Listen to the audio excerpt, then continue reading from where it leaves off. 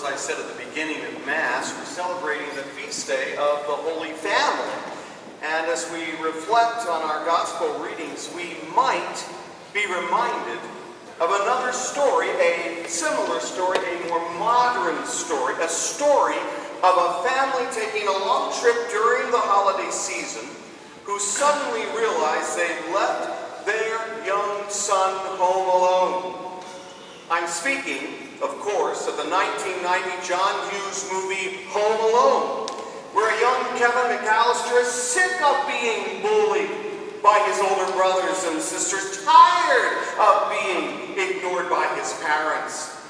So he wishes his family would just disappear. And his wishes get granted when, on the morning they're supposed to be getting on an airplane to fly to Paris for Christmas, they oversleep and have to rush to get to the airport. And just as Mary and Joseph didn't realize that Jesus had remained behind in Jerusalem, the McAllisters didn't realize that young Kevin had been left behind at home. Now you might remember it took Mary and Joseph several days to find Jesus when they returned to Jerusalem, and it takes Mrs. McAllister several days to get back home from Paris. And when they get back, Mary and Joseph, Mrs. McAllister, they all soon realized their sons were able to take care of themselves. Now for helicopter parents, and that might be most of you, that might be a step too far. But perhaps the message we might draw from this is that family is important, and our children are often more capable than we realize. Now this is a good message. It's good for us to appreciate the value of family and to see more in our children. But if we stop there, we shortchange the gospel, and the gospel reminds us that today is not a feast day of the family, it is the feast day of the Holy Family. You see, the church sees Jesus, Mary, and Joseph and sets these three before us as a model of what family should be like. However, if we're honest, I expect we might more easily identify with the McAllister family, with their bickering, noisiness, their chaos, rather than identifying with the Holy Family. We might ask ourselves, how could we ever measure up to that kind of holiness? How could our families ever be that perfect? What could we do that would ever be good enough for us to be called a holy family? Well, brothers and sisters, this is the good news. Holiness doesn't come from our own efforts. There is only one who is holy, and that is Almighty God. Our holiness comes from our connection to God, from our relationship with God. And so the first thing we learn about family life from the Holy Family is that a holy family walks with God. Mary and Joseph welcomed Jesus into their lives. Jesus came to bring God to us, and just as that Holy Family welcomed God, we are to welcome the gift of each other that God has given us, our parents. Our siblings, our children, are gifts from God. And when we welcome them into our lives, we welcome God's presence. We take one more step towards holiness. And the next thing we learn from the Holy Family is that being family means serving each other. Mary and Joseph placed themselves at God's service to raise and to take care of Jesus and each other. And Jesus reminds us that the Son of Man came not to be served, but to serve and to give his life as a ransom for many. When we look at our own families. We see many ways we can live out that call to service. Husbands are to serve their wives by helping them achieve their salvation. Wives are to serve their husbands by helping them achieve their salvation. We become partners on a spiritual journey on the walk to God. Now, as I ponder this and thought about this earlier today, I thought to myself that one of the lessons that I teach every time I have a pre-marriage class is the need for couples, especially parents, to pray with and for each other. I often say, I want you to take this on as your homework assignment, to pray together during the week. It is an important thing. Now, let's be candid. Most of the people that come to marriage class are living together. Now, what does that mean? If we take that a step further, they're taking off all their clothes in front of each other, right? Hopefully say no, but they just happen to share an apartment. But I will bet you 99% these people cannot pray spontaneously for each other. That's too vulnerable. It's too hard to pray for somebody. It's easier to take off one's clothes and leave them all around so someone else can pick them up. Let's think about this and analyze this. They say the family that prays together stays together. I want to give every couple here a homework assignment today. In your cars, as you leave here, if you're walking, that's even nicer. You can hold hands. You can hold hands in your car unless you're driving a standard. It might not be safe, but 99% of you don't do that anymore either. I want you to hold your spouse's hand and say a spontaneous prayer about what you would like to see in your lives spiritually in the new year. Don't say the children's prayer, oh God, give me this, that, and something else. But tell God how much you love Him. Tell Him how much you want Him to be a part of your family. Tell Him how much you honor Him. Tell Him how much you've been blessed by the woman or man sharing that car with you.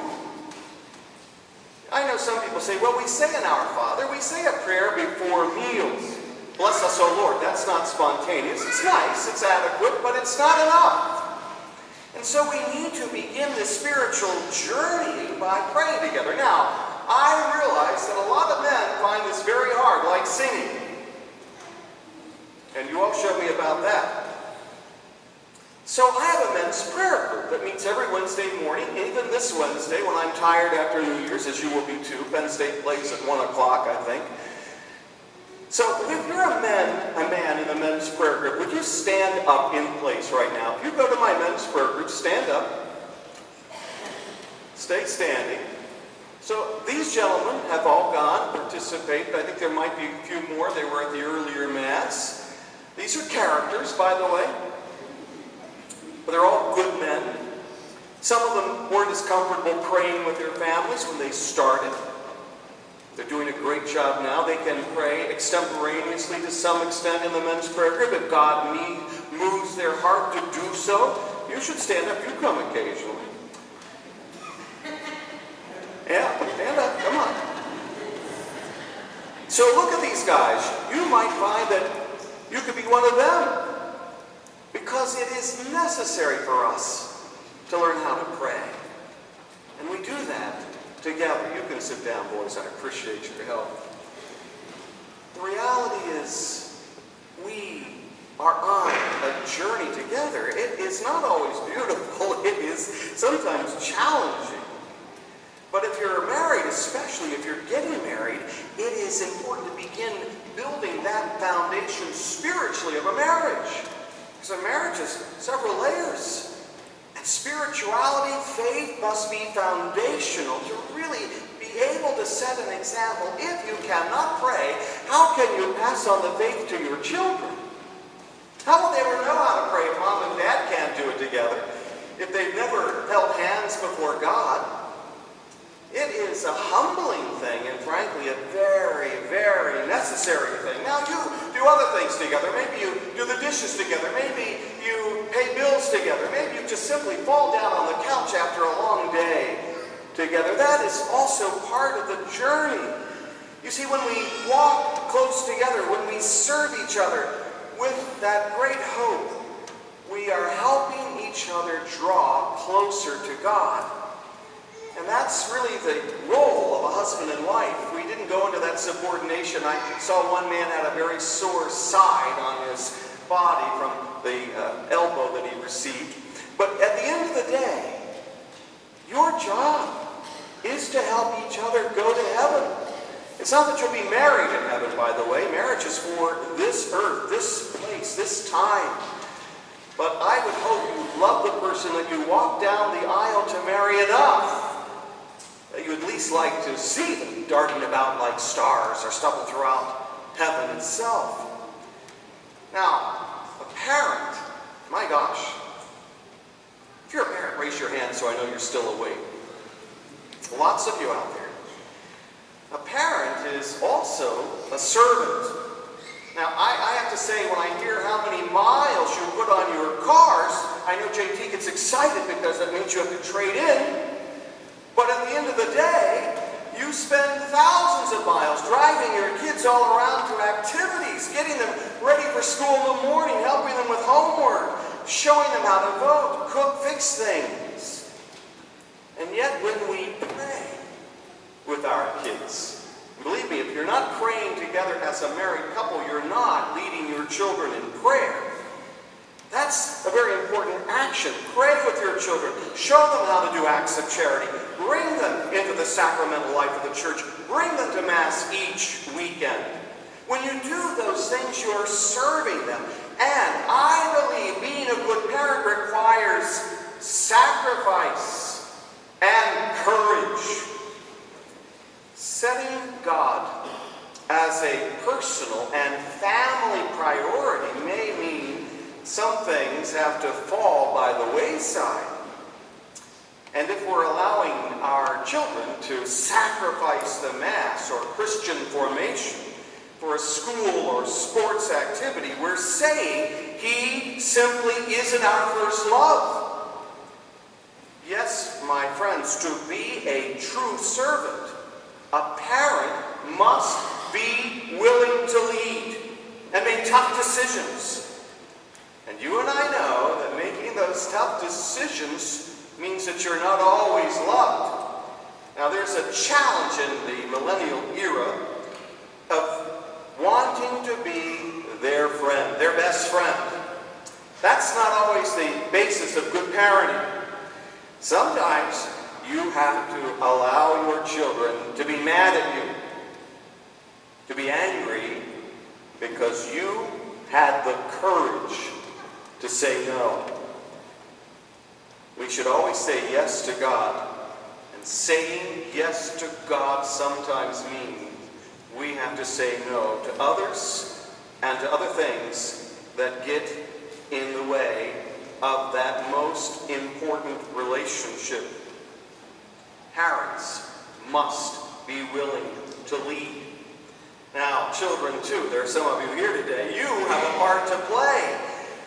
You're going to be supporting each other by cheering each other on at others' games or plotting dance recitals or piano recitals. I hated piano recitals. I had to play at them. And my brothers and sisters sometimes had to go and endure the whole thing. When you play games together, when you grow up and help each other through difficult times, when you care for aging parents, and when you get gray like me, you wonder, who's going to care for me? Your parents shouldn't have to worry about that. Don't just give them the address for all the retirement homes. When you do those things, you fulfill the commandments of honoring your mother and your father that your days may be long. We learn from the Holy Family that we are to walk with God, that we are to serve each other, and if we do this, we'll make our little corner of the world holier. We allow God to make our lives holy. In doing so, we bring holiness to the world. And I think our world is desperately in need of seeing us live out the life of holiness in our families.